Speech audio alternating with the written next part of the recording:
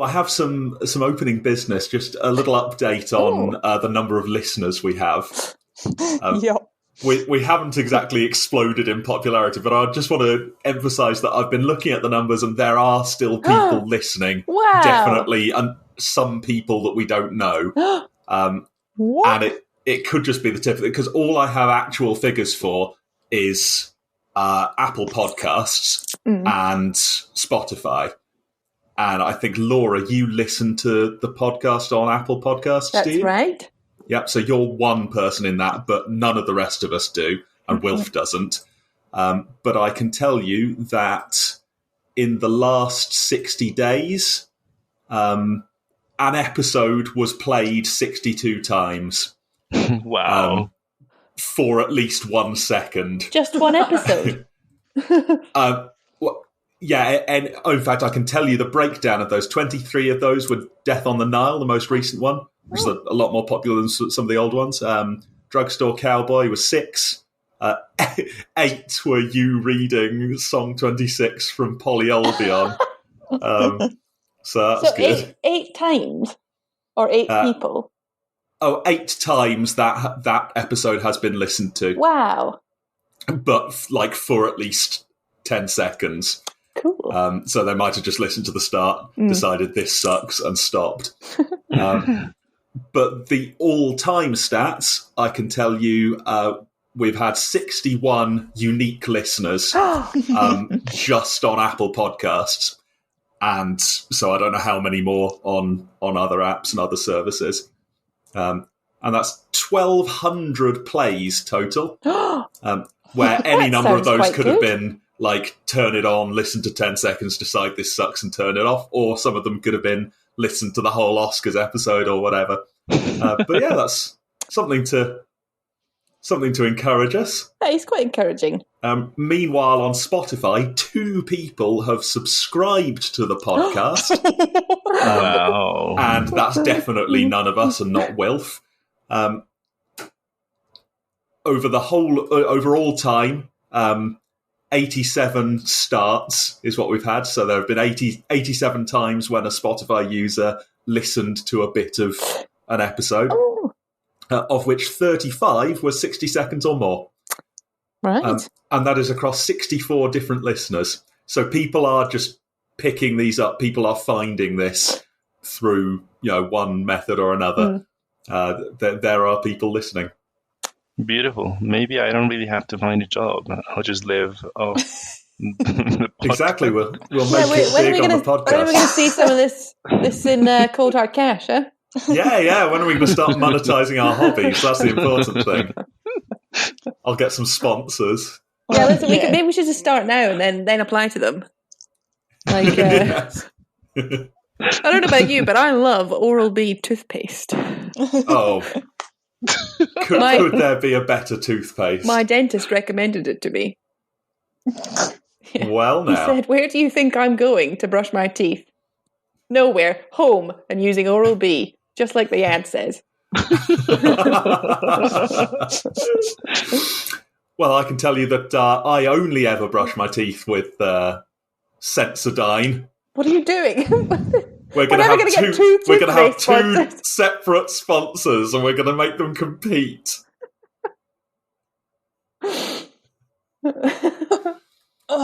Anyway, yeah, people are listening. So if anybody's listening to this now, why not send us a tweet? There's a link to a podcast, a Twitter feed that is somehow tangentially related to the podcast. And you can find it on our homepage. What is it? Secret Film Pod? Something like that. Yeah. Do you think "Pick Up Your Ears" will be the episode people Yeah, probably. Yeah, you're right. The big hitters. They'll love it. Yeah, we picked a massive blockbuster that everyone's heard of and everyone loves to drop this on in. Let us know. We'd love to hear from people. Secret Film Pod.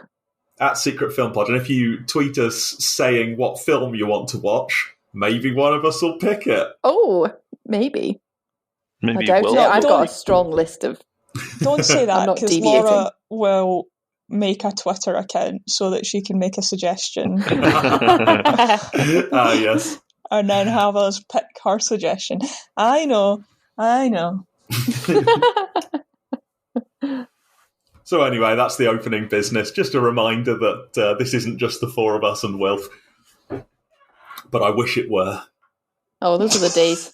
Yeah. Yeah, fuck off. Don't listen to our podcast. Back before we got too popular and started selling out. Before we got taken over by big toothpaste.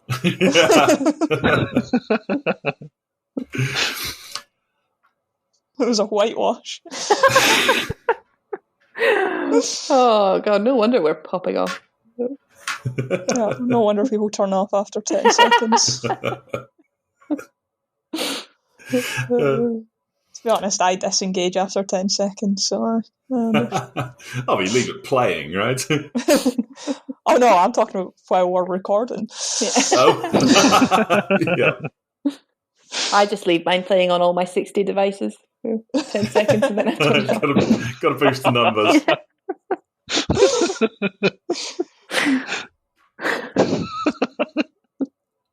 Right, well, I've got a page full of notes, and I just watched a film this morning. So this morning, God, that was this heavy morning, start. a very unusual late start. I was marking into the evening last night, longer than I'd have liked to, but it was like 8:30. Oh. And I thought, I really can't be asked to start a film right now. So we got up, we had some coffee, we watched the film. I had some beans on toast. It was lovely. Oh, nice. He has beans on toast every morning. Don't be impressed. Yeah, I always have beans on toast. It's just what he Fair has. I don't like beans on toast. I love beans on toast. Unless it comes with a full breakfast, and then I'm all over it. Yeah. You say that about a lot of food. Wait, have you ever been to Morrison's to have the vegan breakfast? No, I didn't know they did one. I had one about a month ago. It's really good. Yeah, it's not bad. It's very good for the price in particular. Yes, I think it's £3. Yeah, something like that. And you get, what is it? You get toast and beans, you get some mushrooms, you get some avocado, which is quite nice. Avocado, gosh. Yeah, you get what else? There's veggie sausage, I think. Yes. Yeah, no, it's good stuff. Wow. And then you can do your shopping afterwards. Are you pitching for the Morrison sponsor now? Yeah. And use offer code Secret Film Club to get a free Capella apple juice.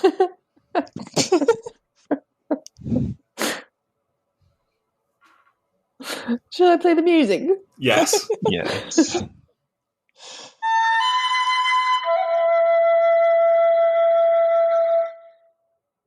Claire, Hi. a rare 2 picks in a row for you, now that we're at the start of another round of 4, and you picked Prick Up Your Ears. Indeed. Where did this come from? It came from my list of films that at some point I have thought, oh, we should watch that in film club. And I have no idea at what point I wrote it down. But when I had to pick one last week, I panicked and picked one. Yep. And I knew nothing about it. I Well played. forgot everything about it. I don't know if I ever knew anything about it. Yep. Just picked it from the list. And Cool. I thought it was great. Awesome. Oh. What did y'all think? What It was an about you, excellent Laura? choice. Fernando, you first? Oh, yeah, go Fernando. Sorry, I just really wanted to say it was an excellent film. I greatly enjoyed it. Thank you very much for choosing it. Yes. Yeah. Cool. So Fernando liked it? I thought it was lovely as well. I really liked it also. Yay. Oh, interesting. Lovely, not the word I'd have used, but I thought it was great. I really enjoyed it. Yeah, well chosen, and I'm amazed I'd never heard of it because it was a really special film. Would lit be the word that you would have used? I don't think that is the word I would ever use for anything, except possibly a match. I would use it as an abbreviation of literary, because it felt very worthy. It did that. But without being... again, Alan Bennett stuff feels worthy, but without being irritating about it. Yeah. It's still entertaining. Yeah, that's right. Yeah, you hit that quite well. It did feel very Alan Bennett, I thought. Yes, I've got an Alan Bennett section at the top here. So Alan Bennett. It's great. I was going to say that less than an hour ago, I just realized that this, just like the last film, was based on true life events. Did you all know this? Oh, yeah. No, I didn't know that. I kind of figured it seemed like a real life thing. How legitimate was it? Was it all true, Fernando? Oh, wait. Listen, I definitely did not read the whole Wikipedia article, but reading the first sentences, it seemed like it was based on something that actually happened. Right. So it's really someone called Joe Orton who... Yes, and Kenneth something. Yeah, okay. Who ended up... Killing the him. other person, Yeah. yes. Wow. Okay. And he was really commissioned to write a screenplay for the Beatles. Wow. Which never happened in the end, I guess. No, presumably because someone was dead. Yep. Wow. Okay. Yeah, so that sort of adds quite a lot more meaning to the film, doesn't it? If we now know that this was all something that really happened. Yep. And it does what our connection to the previous week gets that out of the way. Yeah, cool. Done that bit. Oh, cool. So I guess on that note, Laura, did you realise that it was connected, that it was a real life event? No, I didn't. Again, I never do. Okay. But I don't have any particularly strong critiques either way. Yeah, cool. Unlike I think it stood up Awakenings. on its own, even as fiction, didn't it? Yes. If anything, I now think it's worth. No, that's not true. Oh. Right. So you liked it, Laura. Could you say why? It just gave me that kind of like lovely meandering vibe, and I was just so invested in Alfred Molina that I wasn't particularly happy about the end. I was like, you know what? Good for you, Alfred. Beat him to death. He's a dick. So he was Kenneth. Yes. Yeah. Okay. I just enjoyed watching them interacting. I enjoyed his rants and thought it was just gave me a lovely feeling. The end was surprising. That really did take me by surprise. Yeah, I didn't see that coming. Yeah, even having foreshadowed it, I still gasped. Do you think when it foreshadowed it? Because I did not pick up on that. Well, it opened with him covered in blood and stuff, didn't it? I was all a bit confused about the opening. Me too. Didn't really understand what was going on. I saw some blood, but I didn't quite see who was dead or what had happened. Yeah. And when they said at some points, little did we know he had 6 months to live. And I thought that meant that he'd been like diagnosed with an illness or something. Yeah, me too. And I was waiting for him to get ill, but he didn't get ill. I was waiting for it to become really sad, like it was going to become, because I read very briefly that it was the tragic tale of Joe Orton, but so I was just really happy that it wasn't like just a sliding scale of incredibly depressing. I don't know, like Awakenings. I thought, this is going to repeat again, where we've got turn up the emotions to 11. Yeah. No, they didn't do that, did they? In fact, superb writing in a way that probably the two funniest jokes in the film were right before he murdered him and right after he murdered him. Do you think? I can't remember what they were now, but it was brilliant. Joke. I can't remember those jokes. What were they? You do everything better than me. You even sleep better than me.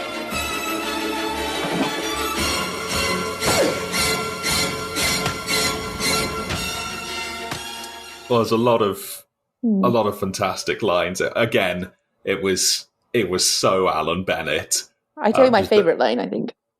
Yeah. He was like, "Can you spell?" He said, "Yes, but not accurately." That really tickled me. Oh, that's fun.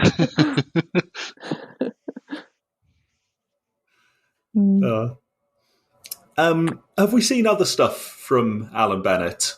I don't think I have. I don't think I've seen anything that he's done. Fernando? Oh, I've seen The Lady in the Van, but the film. Oh, you've seen The Lady in the Van, yeah. They're quite recent. Yeah. So that was his script. But Fernando, you haven't. No. You haven't seen The History Boys or? No. No, okay. In fact, I do not know who Alan Bennett is. But... Yeah, okay. He's a playwright who wrote the play this is based on, or I guess he wrote the screenplay for this film. He wrote the screenplay. Yeah, he wrote the screenplay, and he does a lot of this. I mean, I've got a list of how Alan Bennett it was. Could you link it to Alan Bennett, Claire? Say what you noticed. Oh, the dialogue was very Alan Bennett. Yeah, it was very a chip in the sugar. What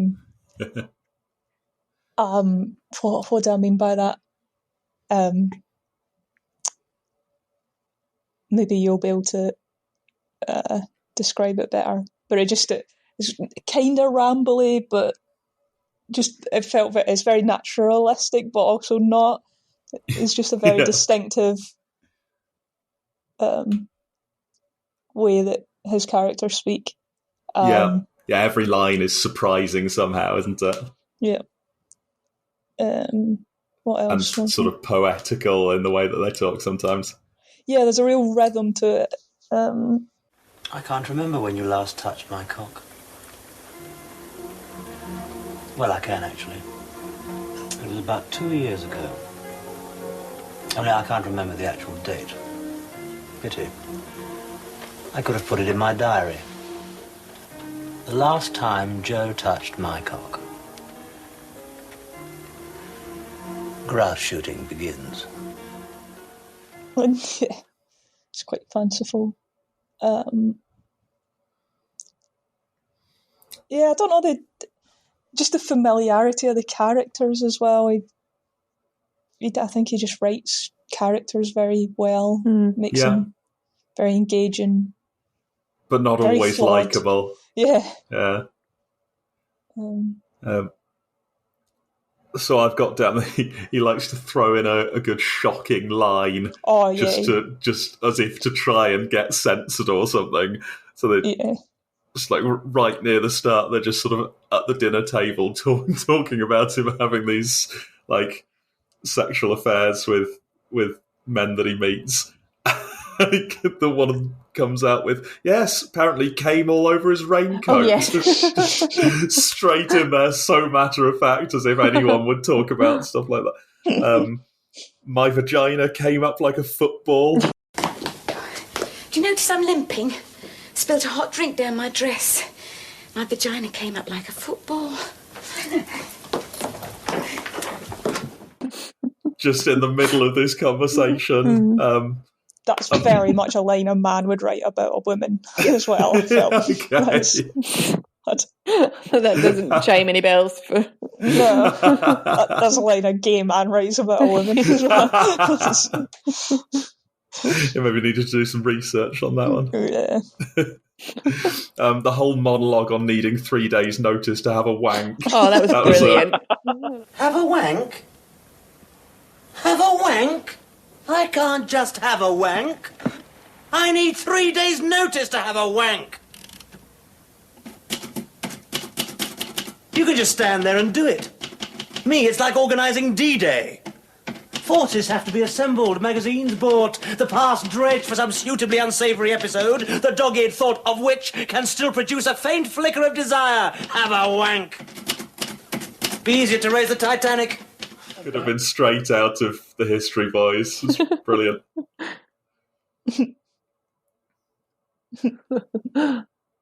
Yeah, superb stuff. So it's all about northern youngsters who are on the up and becoming artists. That is... I feel like that's to do with just about everything he's written, because I guess it's the life he lived. But always connecting this sort of like uneducated north and contrasting it with the sort of urban London elite, and having somebody with a sort of foot in both worlds, but in a surprising way. This is exactly what we saw in The Lady in the Van, right? Yeah. And it's what The History Boys is all about.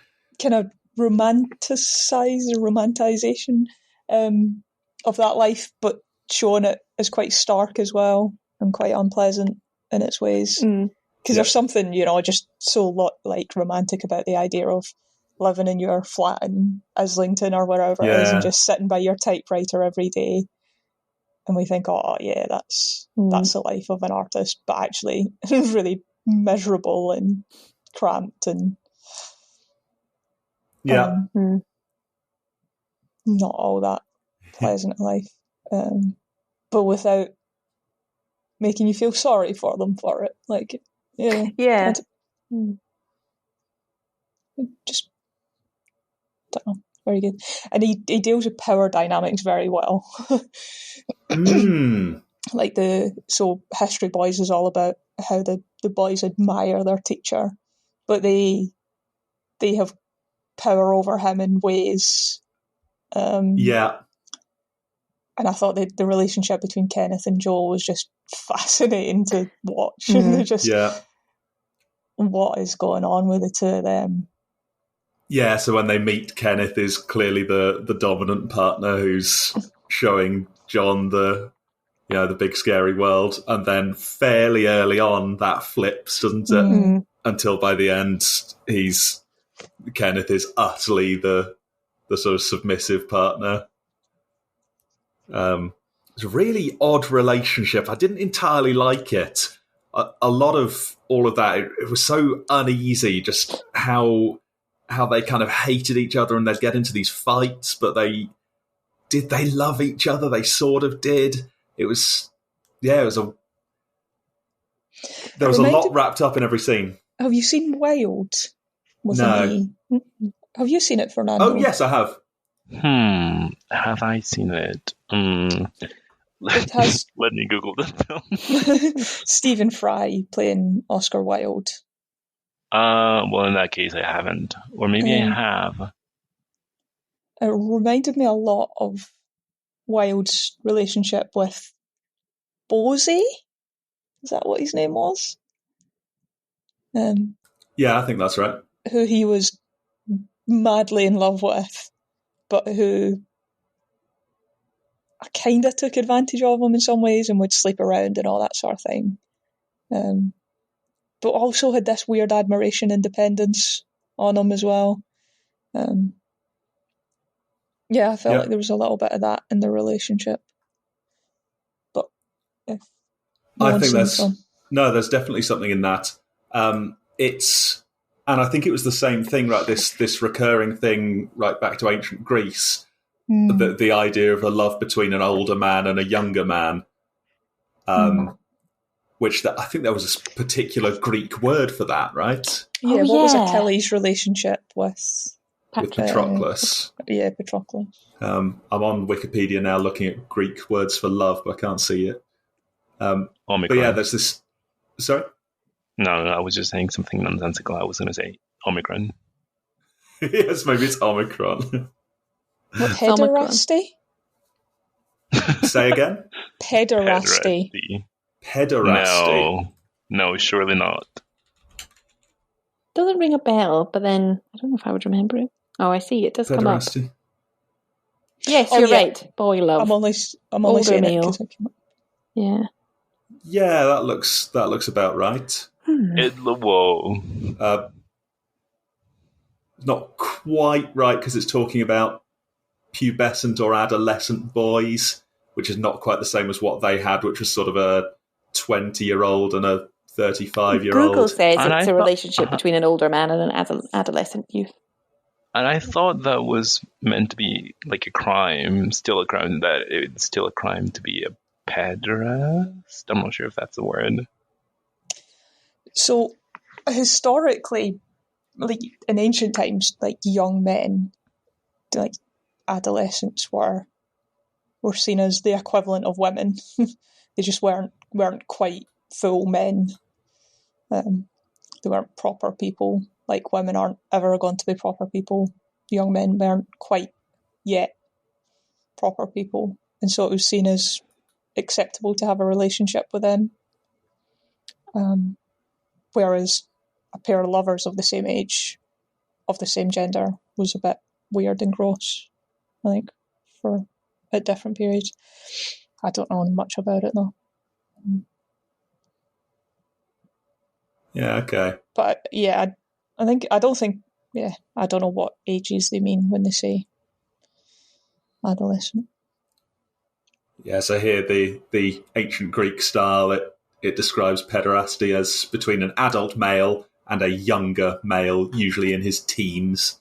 So we're not that far off, but I think that there was the idea was that this comes up, at various times in history, and it's somehow something that happens, and I think it seems clear that there was a parallel between some of these relationships we see in Alan Bennett plays and that ancient idea, which I think is it not this idea that Oscar Wilde described as the love that dare not speak its name? I can't remember now. Yeah, okay. But that would clearly link this film to the film Wild, which had a similar strange dynamic where, in that film at least, I don't know how close to reality it was, we had Oscar Wilde as the older partner who was more experienced and was at the beginning was the sort of stronger and dominant partner between the two, but then a very strange switch, which resulted in the younger man being the sort of one that was controlling everything in the end, just as happened here with Joe and Kenneth, and just as happened in the History Boys with Dakin and the younger teacher. Yep. Who was only a little older than him, but was obviously the one that was in charge because he was the teacher in the school rather than the student. But then by the end, we see that the teacher is utterly clueless in how to continue with this relationship, and it seemed. Is it Irwin, Mr. Irwin? Mr. Irwin, yeah. What a film! What a film! Maybe we'll pick that sometime. I've never seen it. So good. Very similar in a lot of ways. Again, with the shocking lines. I shouldn't have said he was sad. I should have said he was cunt struck.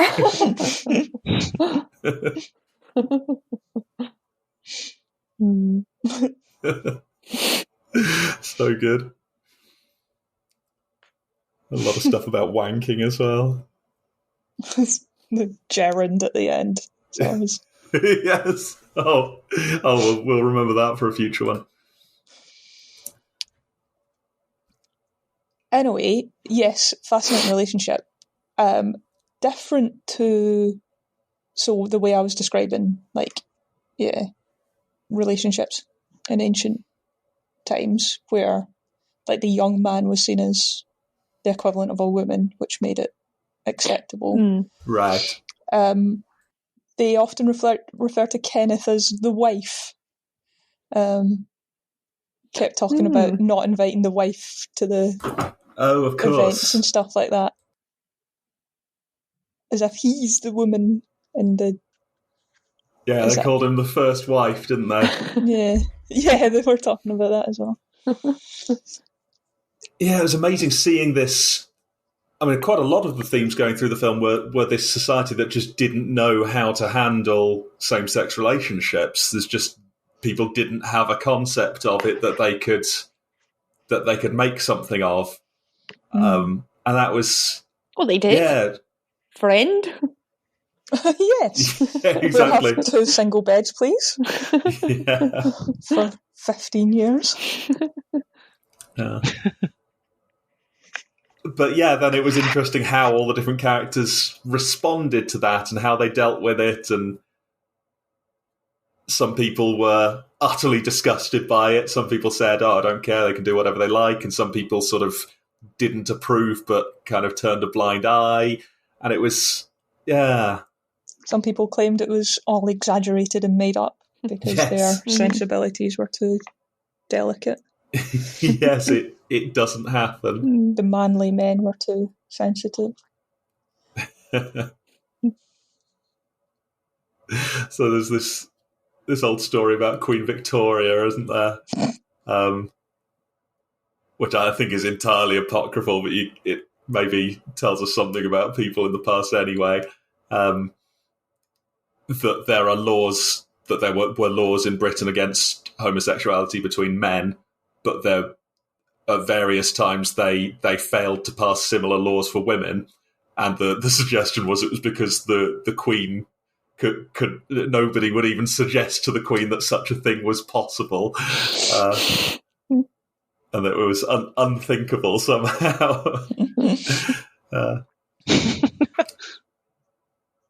But yeah, it sort of made me sad at various times throughout it, because it did make parts of Joe's life as a gay man look really quite horrible, even though he always had this cheeky grin on his face, and he was always so happy throughout it, or looked like he was. Yeah, it was weird seeing like gay men as this hidden subculture, sneaking around parks and in gents' toilets and stuff. And they made it seem very unattractive. They could have directed it and filmed it in a way that made that seem like a bit of a lark, a bit of fun that they were all having. But they made it seem so unsafe and all the time. I think it was very unsafe, though, was it not? I guess so. But then it could just be that that's the story that the mainstream wanted to portray, and that's why I understand it to have been dangerous. But yeah, it looked terrifying, just exactly walking into people's houses and and it made me think about stuff that we've talked to Laura about in terms of drugs, right? That a lot of the issues with, for example, drugs are not really problems with the drugs themselves, but they're problems with the stigmatization around it. Now that people can, generally in the UK have open gay relationships, I think it is a lot safer to sort of pursue that kind of relationship, and you can have nice, sensible, stable relationships now that don't involve sneaking around and hiding from the police. But because they produced these laws, these forced people to go and just to be themselves, to go and like do this stuff, like have sex in public loos and things. And then you can see how people would say that's a terrible thing to do in the middle of public, no less. What a bad thing they're all doing, when they've kind of been pushed into it. And if people were more accepting, it would just maybe that wouldn't happen. I don't know if that is still a thing that happens. This kind of that is still a thing that happens. It is. Yeah, I was going to say that. I think it's that culture is still around. Mm-hmm. Yeah, okay, but it's more than I guess less by secret. Choice. I think that's something that people still want to do. Yeah, okay, and it's something that people don't need to do in order to have any kind of relationship with a same-sex partner. I guess. I suppose it's still quite heavily stigmatized in many ways. I mean, as you're saying, there's been huge changes, and obviously it is a lot more open and accepting. But I don't know. Yeah, I suppose once that it's I don't know. I don't know enough about it. Yeah, I'm thinking like you wouldn't now get arrested for going out somewhere with your boyfriend and admitting to people that you were with them, and that makes a big difference there. But yeah, I guess there's always casual sex, isn't there? Just made me think about that. And think about how scary that whole thing must have been. Yeah, they didn't seem particularly well. I suppose Kenneth did. Yes, yeah. Joe didn't seem scared at all. No, nor did the other men. Yeah, they were all for it.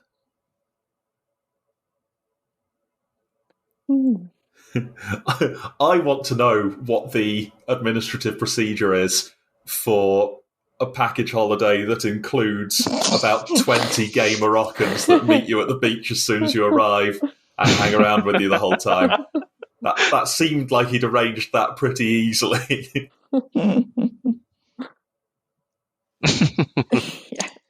Why do you want to know? I just find it interesting. Okay.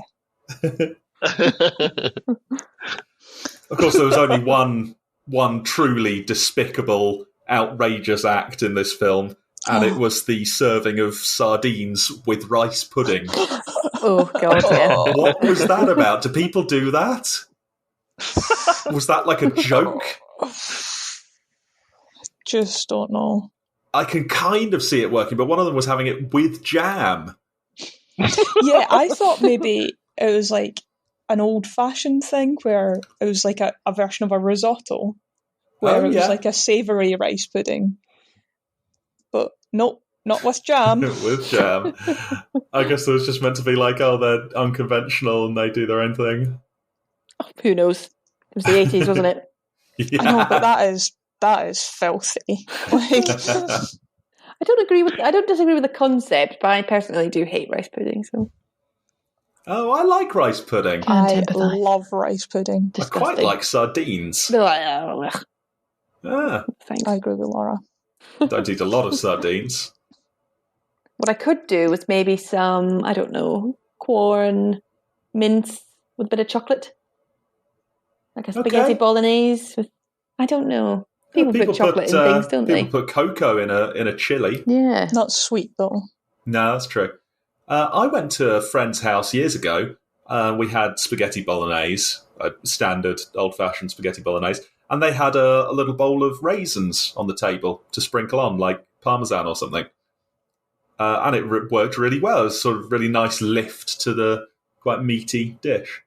So I don't know, maybe. So other features of the film. What did you like about the film, Fernando? That it was funny. That it was kind of mysterious and nice, and that perhaps I was not understanding what was happening exactly at all points, but it was still enjoyable. Right. That it portrayed an aspect of the British society, I guess that was a reality a few years ago. Yeah. And as always, I'm interested in learning more about how the world, I guess, works and has worked in the past. I guess all those things. Yeah, okay. I tell you, I watched some of it with my eyes closed. Yeah. It was very dark. You're just really hungover, or no? It was really dark, and I had trouble seeing it. And I thought I'm just going to close my eyes and listen. And I tell you what, it would make a fantastic radio drama. Oh, okay. I recommend giving that a go. Interesting. Was it originally a play? Do we think? I don't know. I think most of Alan Bennett's stuff is. Yeah. Because plays tend to work, but because you can do less visually on stage than you can in a film, they tend to play better. Oh, I wonder if that was it. Just in audio. It doesn't look like it. No, okay. Because I'm just thinking everything else I've heard of that Alan Bennett's done was a play. Anyway. Sounds good. Maybe I'll download it, rip the audio file out, and just stick that on my MP3 player. The Queen appears in the film. Yes. Oh, how good was that scene? The coronation together with them having sex. That just a beautiful contrast between that and. It could almost be said to be symbolism. Oh, I do. It's time. Yes. Bring out the ceremonial flute.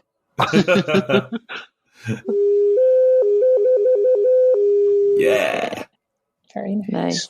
So they sort of gave it to us, didn't they? Yeah.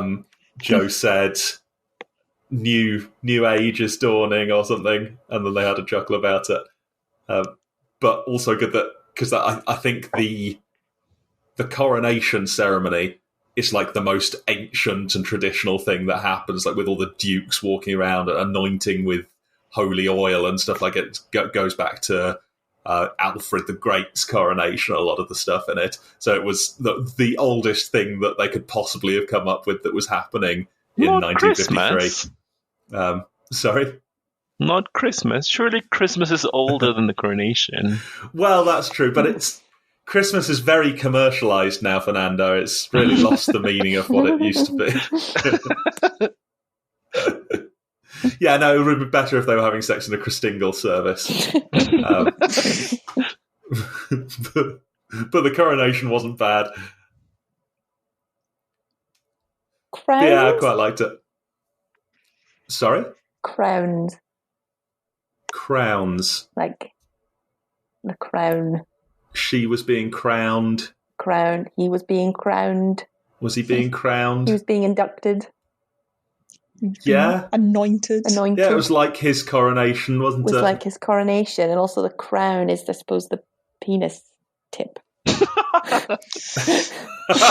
that's what they were going for.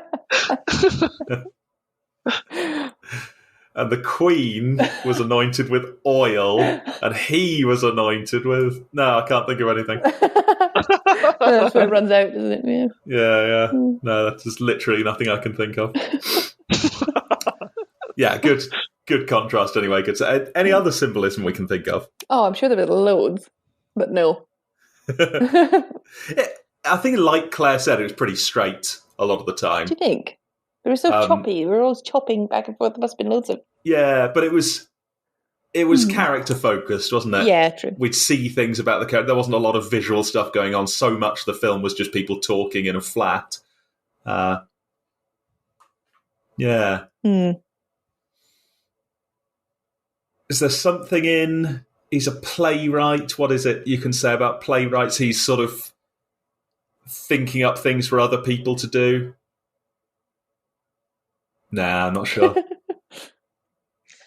What about the books in the flat being a symbol for everything that Joe took from Kenneth?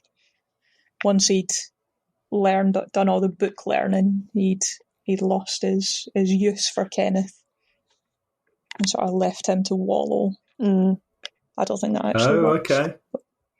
So, something about that, I don't know.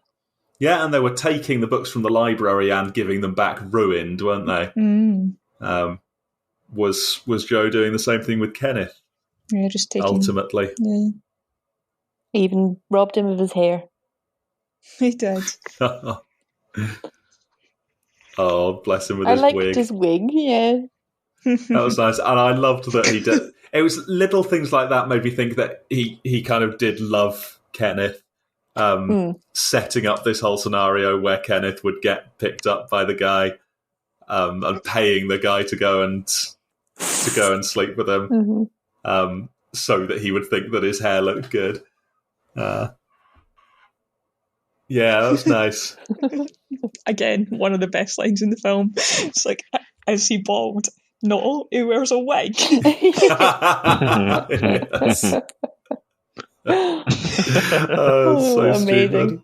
Stupid. Brilliant. I think that at the end he was pretty cruel to Kenneth. He was really mean. I thought that so. was when he was Joe. Was John nice to John Kenneth, was but nice. Joe wasn't? Joe was awful. I think they quite explicitly said that. He was like, John's dead. Yeah. I'm Joe now. Joe's a prick. And Kenneth wasn't prick great up your in many rears. ways. Sorry? Prick up your rear. Is that what it's meant to be? I was wondering what the name was. Because the name doesn't make really any what sense. They're going for? I've no idea. I don't know. That would do it.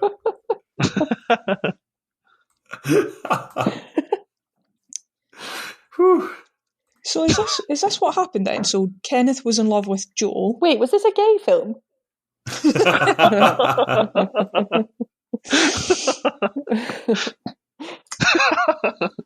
But then he lost Joe, didn't he? Because subsumed by John, who was a horrible person.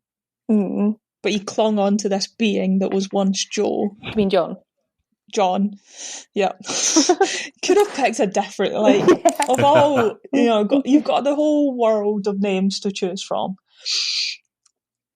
So yeah, Kenneth is in love with John, but then essentially John is lost to the world and replaced by this prick who's called Joe. And Kenneth is trying to re-establish his relationship with John with this person who is no longer John. So are we seeing grief? Is his descent into anxiety and whatever other mental health issues he had going on, is that all triggered by grief? Oh, that's really good if it is. It's like an actual loss and mourning that's tempered by lingering spectres of the person that he loved. Yeah. Wow. Yeah, it's even worse because the body's still there, but the person's gone. Much like what happened with the Beatles. Well, we'll not elaborate.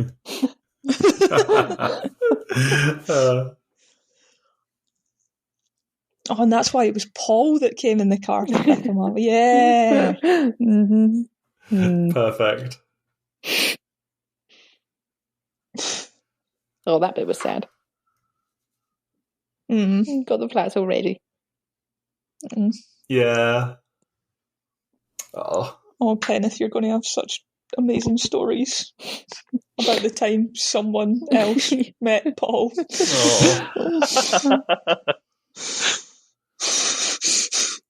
And he wanted to go to the awards ceremony. Oh, yeah. Can't take your wife with you to these things. What do we think about the other characters then? What was the name of the sort of interviewee, the second wife? The second wife. Oh, I can't remember, but she was good. The woman who did go to the ceremony with him. Oh, his publisher. Yeah, who pretended to lose the diaries afterwards. And all that. Peggy, that was it. She was great. So sort of matter of fact, again, a bit like the female teacher in the History Boys. Yeah. Just a little bit cynical, but with a smile. Yeah. Oh, what was her name? Yeah, it's Frances de la Tour that plays her, isn't it? Yes. Great. We She's saw very her elegant and aloof. Yeah, exactly. Very sophisticated. We had an old friend from Southland Tales make an appearance. Oh, yeah. Well, I'm always excited to see Wallace Shawn. I never know what he's going to pop up in. That's my third film with him. What else? What other one? Oh, The Princess Bride. Oh, of course, yeah. His greatest role. Yes, he was good. He's also in Clueless. Has anyone seen Clueless? No, I haven't. Oh. It's good. I enjoy it. Is he the exact same in that as well? Okay. How bad for his wife did you feel, though? Just like, oh yeah, we're writing this together, and then she proceeded to continue ignoring Anthea. Like, just the second wife just didn't engage with her at all at any point. Not good. Yeah, for her. Not good. Didn't she look like Mrs. Doubtfire? Someone looked like Mrs. Doubtfire. I think that was John's wife. Oh no, it wasn't. No, it was someone else. Oh, was it her mother? It was her mother. Yeah. Who could read shorthand? Oh, yeah. Woke up late, did not go to school, told Mum I felt sick. When she had gone to work, I listened to Housewife's Choice. Then went into Mum's bedroom and arranged the dressing table mirrors and had a lovely, long, slow wink. Wink? You sure that's an eye? No, dear, I'm not sure at all.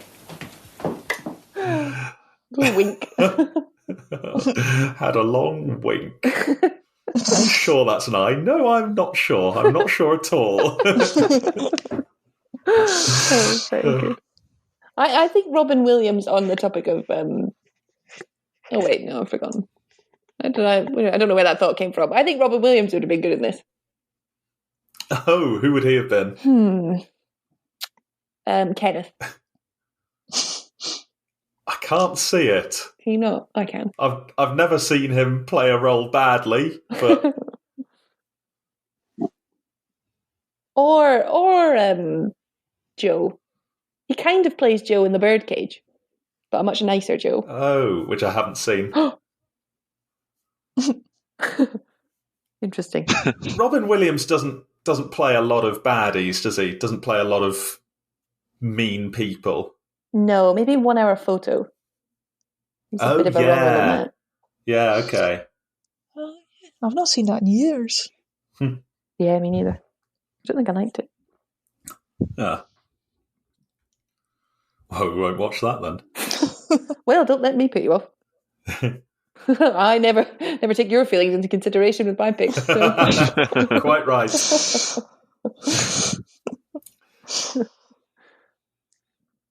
But yeah, well, it was perfectly cast, to be honest, so I wouldn't make any changes. And I couldn't believe it. Sorry, you're maybe going to say the same thing, Claire, but when Claire said, like, I looked down at my notes for a second and looked back up, and I think you'd seen his bum. Just as he's getting into bed at the end. Yeah. And you said, oh, you missed Sirius Black's bum. I was like, oh, he's Sirius.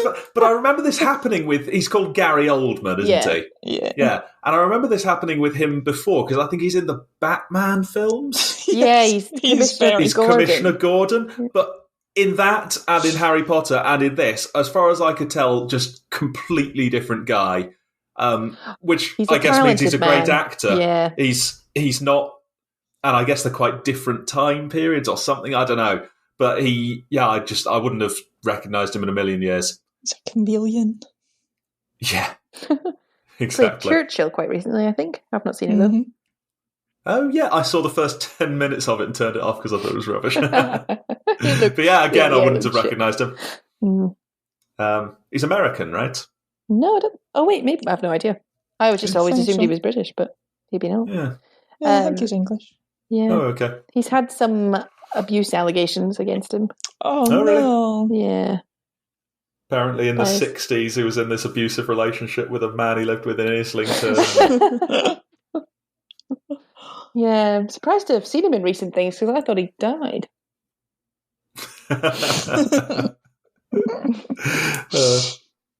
Well, other actors we liked. Always love Alfred Molina. Do you recognise Alfred Molina?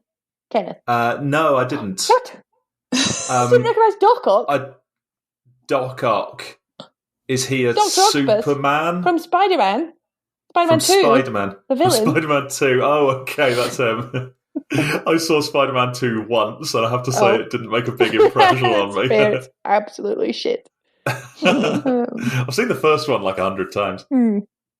I was just the right age for that. He's also in Raiders of the Lost Ark. In the very beginning. Is it the beginning? Yeah, he kind of betrays Indy and I think dies immediately.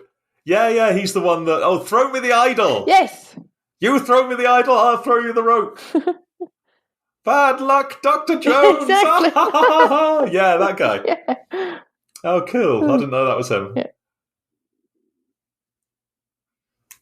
Yep, he's had a great career. He's been in loads of stuff. He's in the Da Vinci Code. I think that's all I've seen him in. Yeah. I've seen him a villain? In Chocolat. Oh yeah, he's in Chocolat as well. He's the priest in Chocolat. Yeah. No, the mayor. Who's like more of a priest than the priest. Oh, that's right, yeah. Yeah, and it ends with him like crying and gorging on chocolates in the shop window. Yeah. Oh, I really felt some connection with him during that bit.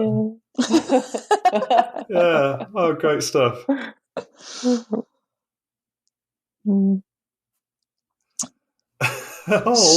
all the actors. Sorry, Claire. So, you say the casting was perfect, Laura. So, Counterpoint, I looked on the Wikipedia page, and originally Ian McKellen was going to play Kenneth. Oh. I mean, you can't top Ian McKellen. Wow. Maybe you can.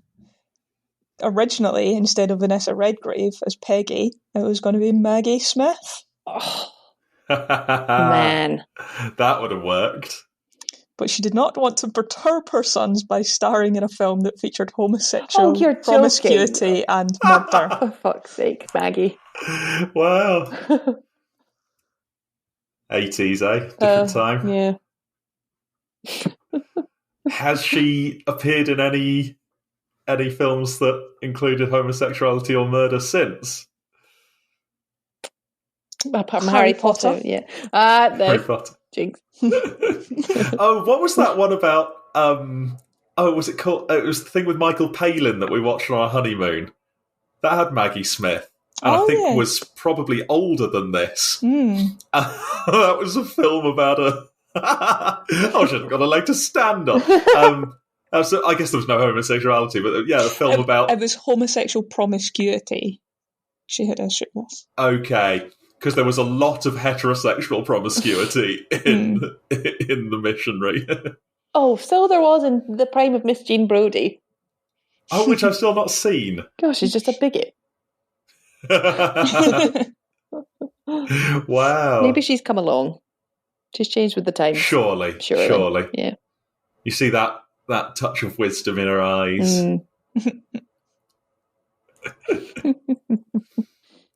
Well... What a cast! We had Mrs. Weasley, didn't we? What's her name? Julie Walters. Julie Walters. She had a minor part, didn't she?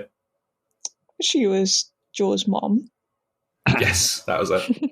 And did that quite well. Probably played a role like 30 or 40 years older than she was, right? She wouldn't have been an old lady true. at that point. Oh, yeah, that was what, mid-80s? She's done that before. Do you remember the waitress sketch?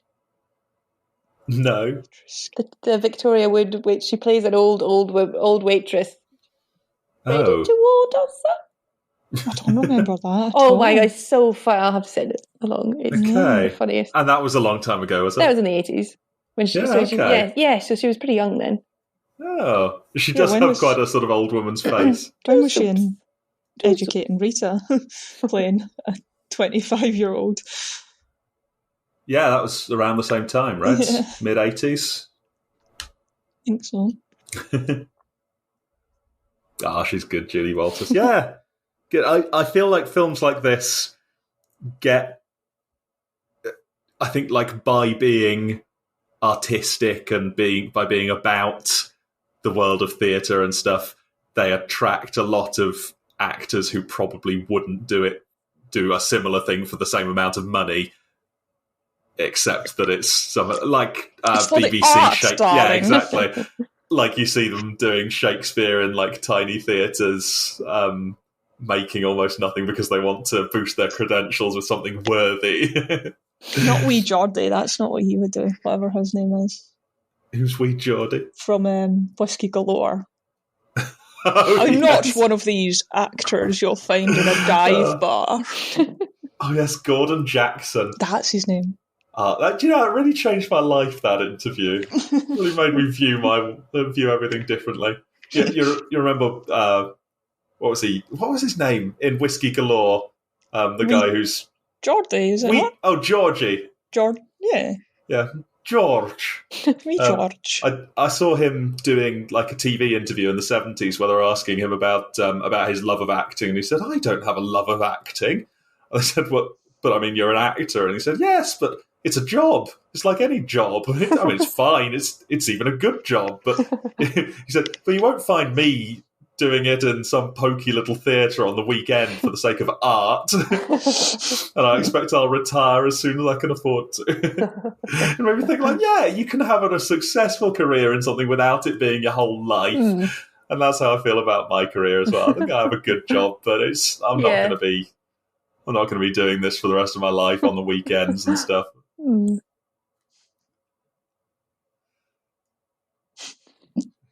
side tangent over. I think I've got through all my notes on this. Yeah, I didn't really take any notes because I was too busy enjoying it. It was just very engaging. I was too busy watching it with my eyes closed. So. Yes. I've tried to take notes, but it's just lines. I thought 6 months in prison seemed like a lot for writing a dirty story.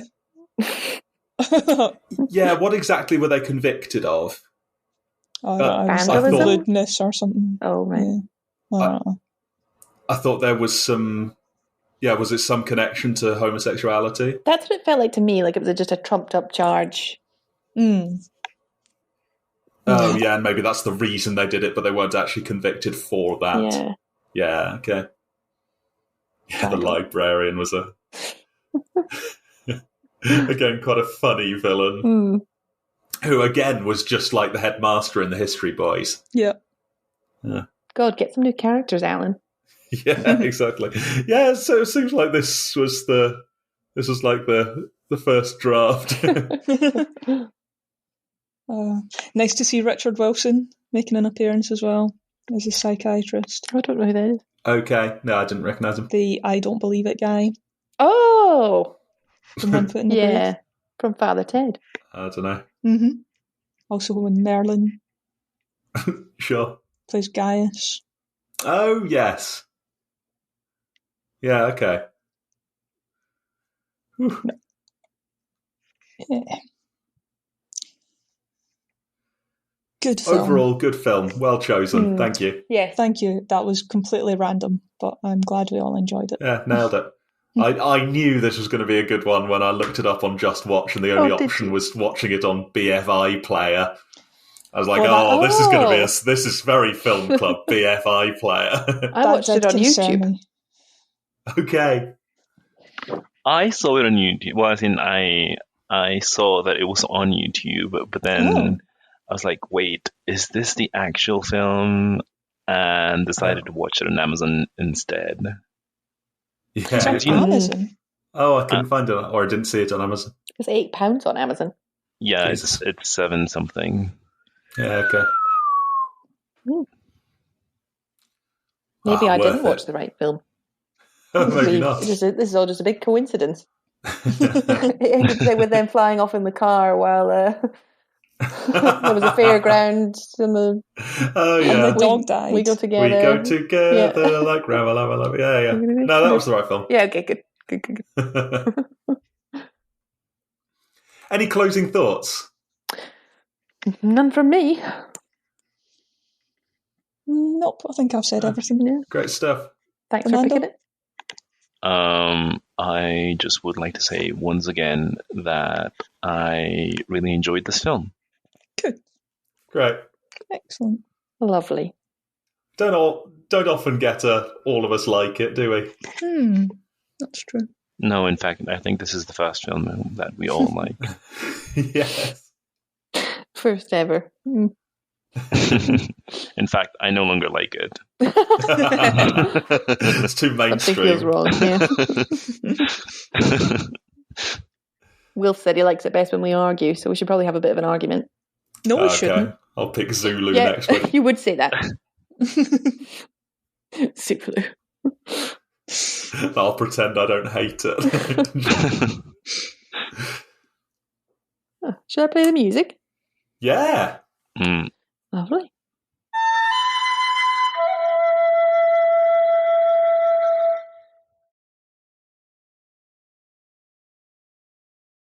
Three, 2, 1. Scissors. Shit. What do you say, Fernando? Scissors. Okay, so we've knocked Laura out. Shall we, the two of us go again? Okay. 3, 2, 1. Rock.